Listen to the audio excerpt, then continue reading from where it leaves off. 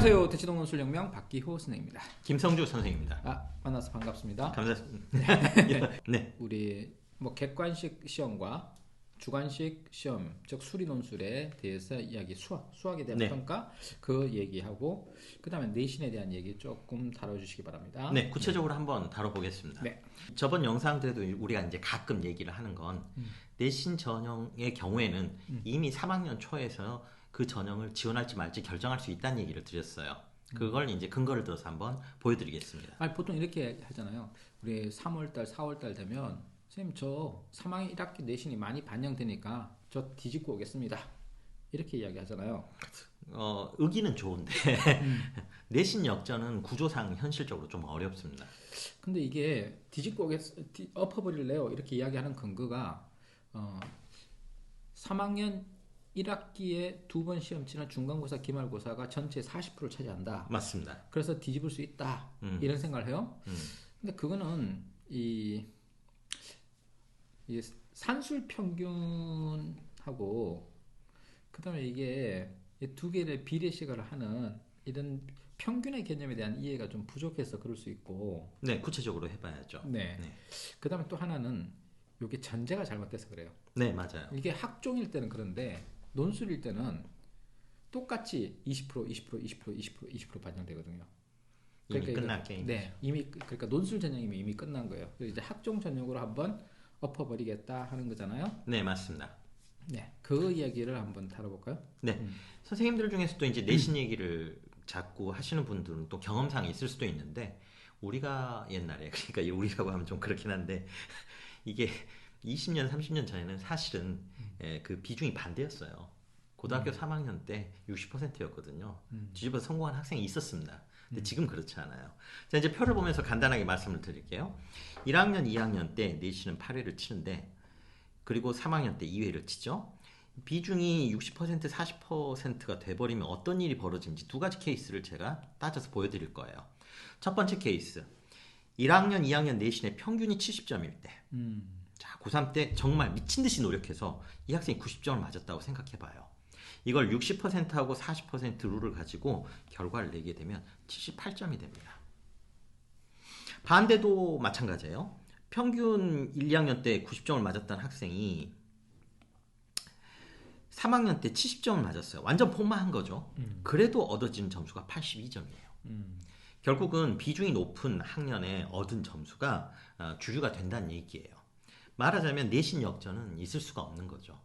그냥 간단하게 생각했을 때 내가 평균 70점이고 3학년 때 90점, 중간이 80점이죠. 빨리 계산해본다면 그보다 밑으로 나오는 겁니다. 언제나. 등급으로 환산해도 마찬가지고요. 뭘로 해도 이런 결론이 떨어지죠. 결국은 내신 전형이라고 하는 것은 1, 2학년 때 관리 잘하는 친구를 뽑으려고 하는 거예요. 그러니까 이 친구 우수한 학생이죠. 긴 기간 동안 자기 성적을 잘 유지했기 때문에. 근데 우리가 어떤 학생도 있을 수 있냐면 고등학교 3학년 때만 잘하는 친구도 있을 수 있어요. 지금 이 경우처럼 고등학교 3학년 때 정말 미친 듯이 만들어서 90점을 만들었다고 쳐봐요.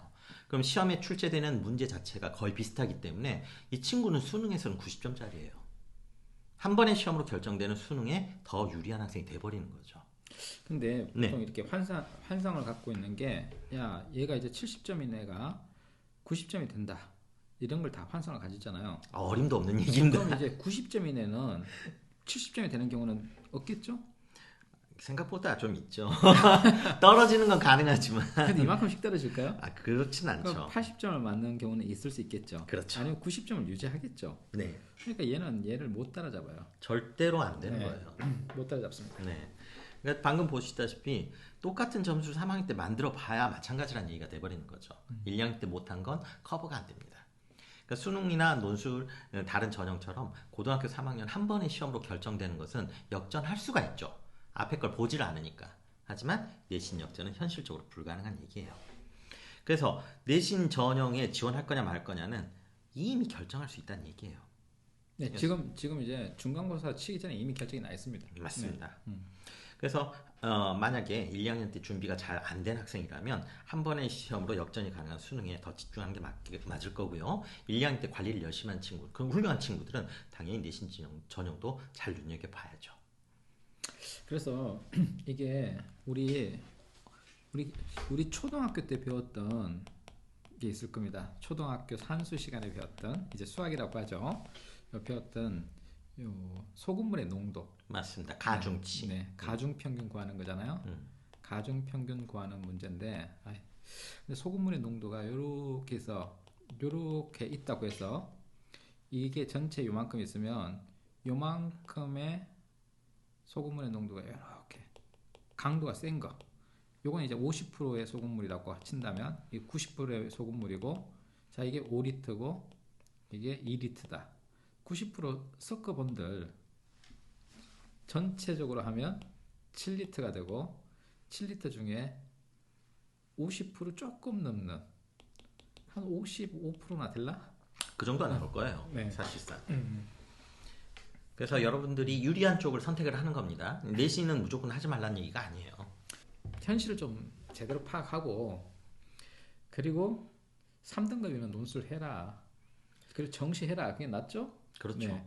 그러니까 내신을 내팽개치라는 말이 아니죠. 너 3등급인데 9등급 맞으라는 말은 아니잖아요, 우리가. 그럼요. 당연한 얘기입니다. 3등급인데 네가 내신 2등급 맞으려면 1등급 3학년 때 1등급 찍어도 안 된다 이거야.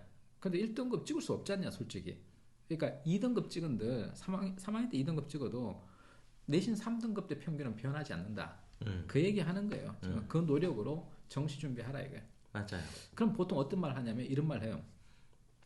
내신에서 나오는 문제랑 3학년 되면 수능에서 나오는 문제랑 똑같은 데서 출제하는데요? 그러면 수능 준비하면 내신도 되겠네. 뒤집어 얘기하면 그 말이 정답이죠. 그렇죠. 그럼 내신 준비한다고 수능 준비 되나? 안 된다 이거예요. 아니죠. 예, 내신은 범위가 작고 수능은 범위가 크잖아요. 네, 그래서 다른 거다. 그래서 수능 준비해라. 그리고 내신 기간에 그 수능 그 시험 범위에 해당하는 거 준비하되 용 써서 뭐 1등급 맞으려고 하지 마라. 불가능한 거니까. 그냥 그 상처받지 마라. 길게 보고 해라. 이런 말씀인 거죠? 이거? 그렇습니다. 네. 정확히. 네. 그 다음 볼까요? 자, 이제 저번 시간에 잠깐 얘기했다시피 주관식하고 객관식은 채점하는 방식도 다르고 바라보는 방식도 달라요. 어떻게 다른가요? 일단 객관식 시험이라고 하면 오직 답만 채점을 하죠. 그렇죠. 결과치만 보는 거죠. 마킹한 것 외에는 볼 방법이 없어요. 그렇죠. 자, 그래서 답 점수가 100점이 될 텐데 라는 거예요. 그런데 주관식의 경우에는 풀이도 쓰고 답도 씁니다. 그래서 실제로 배점을 보면 풀이 점수가 90점이에요. 수학의 경우죠? 네, 맞습니다. 답 점수는 10점이고요. 엄밀하게 얘기했을 때 답만 썼을 때는 우리가 0점 처리하도록 규정이 되어 있습니다. 답만 쓰면 0점이다. 네. 풀이 과정을 안 쓰면? 맞습니다. 그래서 워낙 답답해 하니까 상당히 많은 학교에서 풀이 과정과 답을 써주세요라고 문제에 나오기도 합니다. 발문에 그렇게 이야기하나요? 네네. 이게 답만 쓰는 친구들도 생각보다 있거든요. 객관식인 줄 알고? 그러니까 뭐랄까 그냥 단답형? 이렇게 단답형? 생각하고 써버리는 친구들이 있어요. 네. 그건 여지없이 빵점입니다. 자, 그 다음에 객관식은 아까 봤다시피 답만 볼 수 있어요. 그러다 보니까 편법과 꼼수가 난리가 아닙니다. 뭐 볼펜 굴릴 수도 있고 그렇죠. 또는 이게 예전에 TV에서도 한번 설명한 적이 있는데 영어 선생님 중에 심지어 EBS 반영 비율이 높았던 몇 년 전 같은 경우에는 영어 선생님 중에 영어를 가르치는 게 아니라 그 제시문을 한글로 만들어서 한글로 수업하신 분도 계셨어요. 한글 내용을 맞추면 답이 맞는 그런 경우였거든요. 그럴 수 있겠네요. 네네. 네. 그러니까 물론 그 최상위권은 아니죠. 네, 그렇죠. 넌 3등급 때 이야기. 그 이하의 애들에게 야 이렇게라도 해서 맞춰. 그래서 상당히 유명했던 적이 있어요. 근데 이게 통한다는 얘기예요. 난 스님이네요. 네, 그렇죠. 난세 영웅이었습니다. 그리고 객관식 수학 같은 경우는 심지어 대입도 굉장히 많이 합니다. 그냥 내용 상관없이 막 집어넣고 보는 거죠. 근데 이런 걸 가지고도 답을 맞추면 어차피 그 점수를 받는 거예요. 근데 주관식의 경우에는 일단 그건 다 빵점이고요. 그 다음에 우리의 주관식에서는 철저하게 교과서에서 어떤 방식으로 풀었느냐를 많이 물어봐요.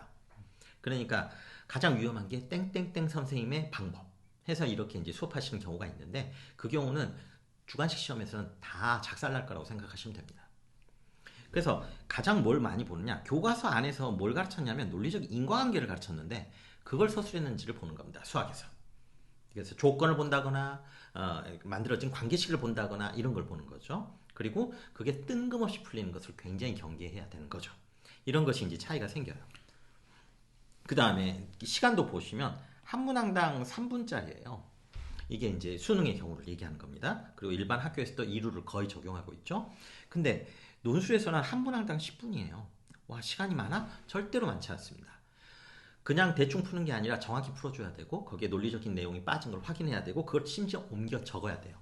그렇기 때문에 이게 결코 짧은 시간이 아닙니다. 그래서 이제 대학별로 8분에서 20분까지 폭넓게 쓰지만 평균적인 숫자를 내면 10분이라고 생각하시면 됩니다.